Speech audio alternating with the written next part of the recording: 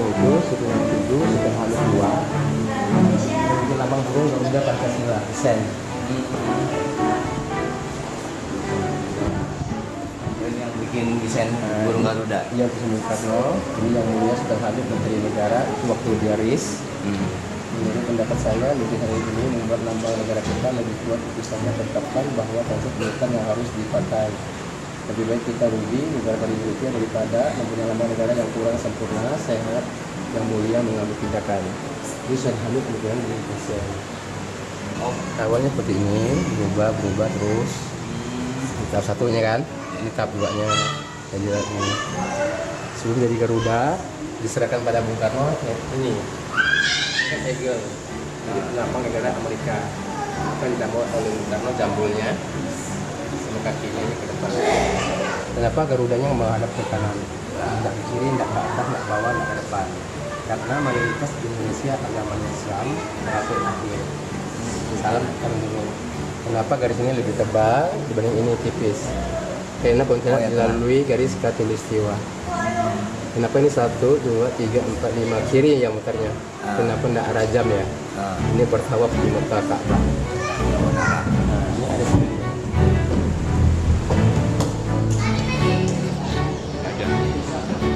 Bapak nama siapa? Tentu Mulia Dilaga Turiman Faturrahman Nur SH MU Dari kampusnya? dari kampus Universitas Tanjung Pura. Saya menyelesaikan tesis saya di Universitas Indonesia dengan judul tesis Sejarah Hukum Republik Indonesia. Jadi Bapak melihat ada keterkaitan antara lambang negara Indonesia dengan Sultan Hamid II ya? Ya, Sultan Hamid II adalah sang perancang lambang negara. Sultan Hamid sebagai perancang lambang negara dinyatakan oleh tegas oleh Muhammad Hatta. Di dalam bukunya, Bung Hatta menjawab halaman 108 dan 112, di mana Muhammad Hatta menyatakan bahwa ada 2 rancangan terbaik anak bangsa, satu dari Sultan Hamid, satu dari Muhammad Yamin. Tapi yang diterima oleh pemerintah saat itu ketika RIS adalah dari Sultan Hamid II seperti bentuknya sekarang ini. Oke. Awal muasalnya itu dia mengambil lambang-lambang itu dari mana, Pak? Jadi Sultan Hamid mendapat bahan dasar dari Ki Hajar Dewantara, yaitu di berbagai candi-candi di Jawa yang dikirim oleh Ki Hajar Dewantara, yaitu dalam Garuda. Kemudian desain oleh Sultan Hamid tahap pertama adalah Garuda. Dan kemudian membandingkan dari peradaban-peradaban di luar Jawa, dalam hal ini Kerajaan Sintang, kemudian jadilah Garuda. Tapi ketika itu Garudanya memegang perisai Pancasila. Lalu dibawa ke dalam panitia lambang negara 8 Februari 1950. Ya, kemudian mendapat kritik dari Muhammad Nasir. Sehingga rancangan Sultan Hamid II diberikan masukan untuk disempurnakan.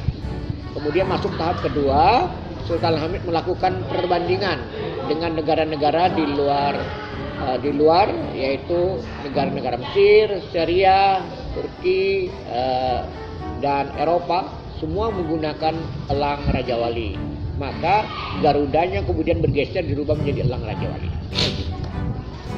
Jadi burung Garuda itu memang elang ya? Jadi Garuda adalah istilah dalam mitologi, tapi alamiahnya adalah elang Raja Wali. Di dalam PP 66 tahun 1951 dijelaskan sangat jelas di penjelasannya bahwa yang dimaksud Garuda adalah menyerupai burung elang Raja Wali. Apa yang melatar belakangi Sultan Hamid II itu untuk menggambar? Apakah beliau memang punya latar belakang ahli? Ya, salah satu latar belakang pendidikan Sultan Hamid adalah Teknik Sipil Bandung THS, tapi tidak menamatkan karena dia diterima di Breda di Belanda. Maka dia meneruskan ke Akademi Militer. Kita tahu di dalam Akademi Militer itu dipelajari lambang-lambang, berbagai lambang-lambang dunia, lambang-lambang kemiliteran dan lambang-lambang dunia. Kemudian Sultan Hamid diangkat menjadi Menteri Negara Gender Portofolio 1950 ketika RIS Republik Indonesia Serikat. tugas beliau salah satunya adalah merancang lambang negara RIS ketika itu untuk melaksanakan pasal 3 ayat 3 Konstitusi RIS tahun 49. Kemudian merencanakan gedung parlemen. Nah, atas instruksi Presiden Soekarno itulah maka Sultan Hamid membentuk panitia, namanya Panitia Lambang Negara dengan berbagai anggota. Ya, Purbacaraka salah satunya, Ki Hajar Dewantara. Nah, oleh karena itu Ki Hajar Dewantara memberikan bahan-bahan, tapi yang merancang desain awal adalah Sultan Hamid. Boleh diceritakan kronologis tahunnya, Pak? Kronologisnya pembentukan panitia Lambang Negara itu 1 Januari 1950. Kemudian Pak Hamid mengirim surat kepada Ki Hajar Dewantara, ya kan? Kemudian bahan-bahan itu dikirim dari Jogja ke Jakarta, kemudian didesain oleh Sultan Hamid di Hotel Disindes, kemudian dibawa ke dalam rapat panitia Lambang Negara 8 Februari tadi. Itu tahap pertama. Kemudian tahap keduanya Elang Raja Wali kemudian ditetapkan menjadi lambang negara oleh Parlemen RIS, dibawa oleh Perdana Menteri Muhammad Hatta 11 Februari 1950. Itu lambang negara pertama kali Republik Indonesia Serikat ditetapkan 11 Februari 1950, hanya kepalanya gundul. Kepala gundul mirip elang gondol Amerika. Nah, oleh karena itu Presiden Soekarno menginstruksikan kepada Sultan Hamid untuk memberi jambul. Maka diberilah jambul. Kemudian masih ada kekurangan karena cakar kaki itu ke belakang ketika memegang seloka atau Bhinneka Tunggal Ika. Untuk dirubah ke depan. Ke depan yaitu cengkramannya ke depan agar kuat. Karena ini berkaitan dengan prinsip kenegaraan. Ya, Bhinneka itu adalah keberagaman. Tunggal artinya satu, Ika artinya itu. Jadi yang beraneka ragam satu itu.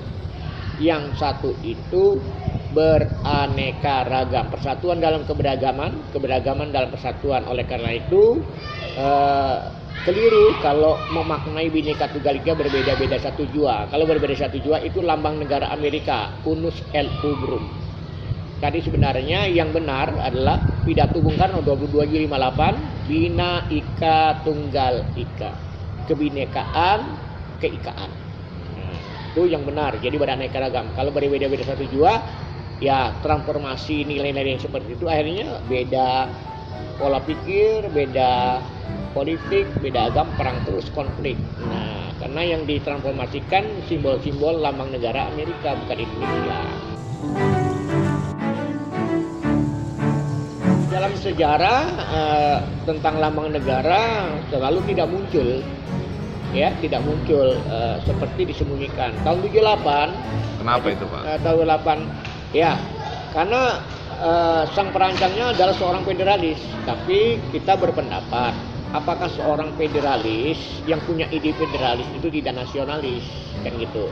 Andai kata Sultan Hamid tidak nasionalis, tentu lambang negaranya tidak 17 sayapnya, ekornya tidak 8, kemudian sayap lehernya tidak 45. Di situ letak nasionalis Sultan Hamid. Ketika tahun 78 kan kita tahu waktu itu kan gencar-gencarnya penataran bebas, ya kan? Para Manggala BP7 itu atau para penatar ya sudah terlanjur menyatakan bahwa yang merancang Muhammad Yamin, ya kan? Ternyata bukti-bukti sejarah tahun 78 juga diterbitkan buku yang sama, yaitu buku Bung Hatta Menjawab yang diterbitkan oleh Gunung Agung, Mas Agung, di halaman 108-112 menyatakan bahwa ada dua rancangan terbaik anak bangsa, satu dari Muhammad Yamin, satu dari Hamid, yang diterima oleh pemerintah ketika itu dari Sultan Hamid seperti sekarang. Sedangkan desain dari Muhammad Yamin ada sinar-sinar matahari, ada pengaruh Jepang, ya kan? Namun buku yang diterbitkan itu dalam dua bahasa, satu bahasa Indonesia, diterbitkan di Indonesia, satu dalam bahasa Inggris, buku Atta Anse di Singapura, ya kan? Yang bahasa Indonesia lenyap. Nah, saya dapatkan itu di salah satu toko di Kuitang, ya di Senen, di Kuitang. Nah, maka berbekalkan itulah saya menelusuri tesis saya.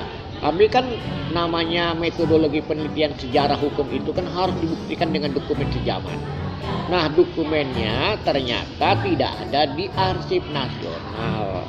Adanya dengan Mas Agung di Kuitang, karena semua dokumen baik desain awal Muhammad Yamin maupun desain Sultan Hamid sketsa awal sudah diserahkan oleh Sultan Hamid melalui sekretaris pribadinya Maksusuk Al-Qadri dan disaksikan oleh Notaris Abad Law, diserahkan kepada Mas Agung. Kenapa diserahkan kepada Mas Agung? Karena Mas Agung yang punya mikrofilm pada waktu itu.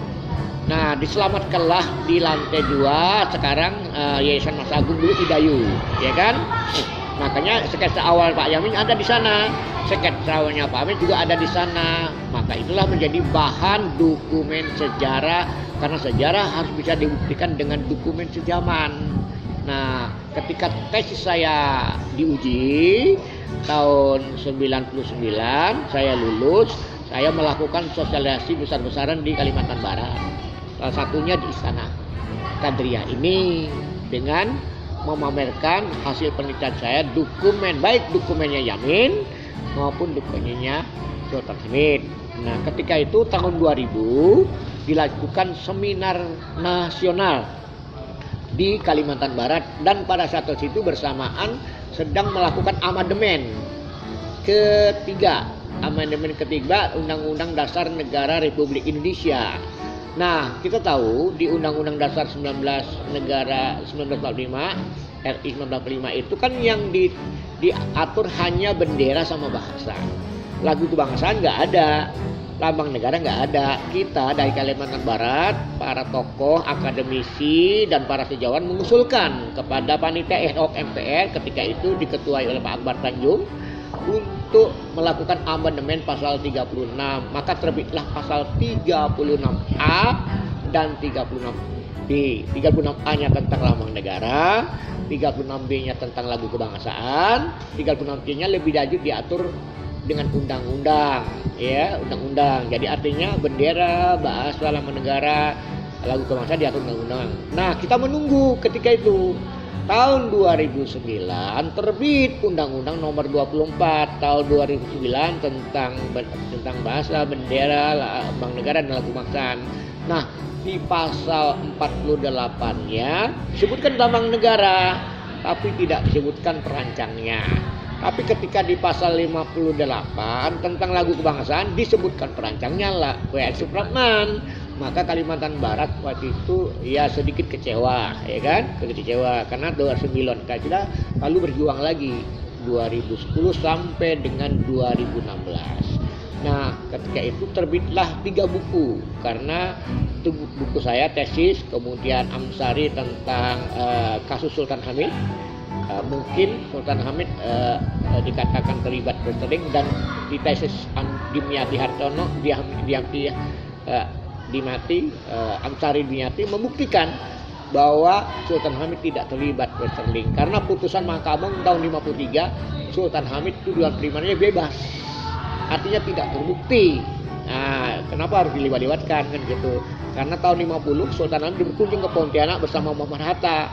Kejadian berselingnya kan di Bandung, lokus deliktinya beda, tidak ada konti bodek. Tak begitu Pak Hamid pulang ke Jakarta, kenapa ditangkap lalu disidang di 53, ya kan? Nah, kemudian kita selidikin terus, kemudian dengan investigasi jurnalistik kita dapatkan dokumen-dokumen sejaman itu, ya, baik Sultan Hamid, peristiwa Sultan Hamid, dan lambang negara. Nah, makanya tegas bahwa kami menyatakan sang perancang lambang negara di Indonesia yang ditetapkan 11 Februari adalah Sultan Hamid II. Dan pernyataan itu sangat tegas dari Muhammad Hatta. Walaupun Pak Hatta mendirikan buku tahun 78 yang bersama dengan penataran BPN tahun 78. Jadi ada 2 pernyataan. Satu, kalau unsur Yamin sendiri di lambang negara yang sekarang ada memang? paling banteng. Perbedaannya ada? Yamin. Sinar matahari, dia bentuknya perisai. ada 2 pohon kelapa, ada di pohon kelapa, sudah saya terbitkan di internet gambar dia, ada sinar-sinar matahari, maka sedikit banyak kata Muhammad Hatta pengaruh Jepang, makanya ditolak. Yang diterima adalah yang dari Sultan Hamid yang seperti sekarang ini. Itu tegas Pak Hatta. Jadi kalau seperti sekarang ini ya seperti sekarang, Elang Raja Wali Garuda Pancasila dengan semboyan Bhinneka Tunggal Ika itu. Sebenarnya kita secara akademis sudah mengajukan kepada Kementerian Sosial bahwa Sultan Hamid untuk ditetapkan sebagai pahlawan nasional. Tapi kalau dia sebagai sang perancang lambang negara sudah diakui tahun 2016 dan dikeluarkan dengan keputusan Menteri Pendidikan tahun nomor 2016, ya. Dan di buku-buku sejarah tentang Pancasila di perguruan tinggi seluruh Indonesia, materinya sekarang sudah mengakui bahwa Sultan Hamid sebagai sang perancang lambang negara Republik Indonesia. Itu sudah tidak bisa dibantah lagi karena yang menyatakan Muhammad Hatta sendiri. Terima kasih Pak, saya rasa cukup Pak.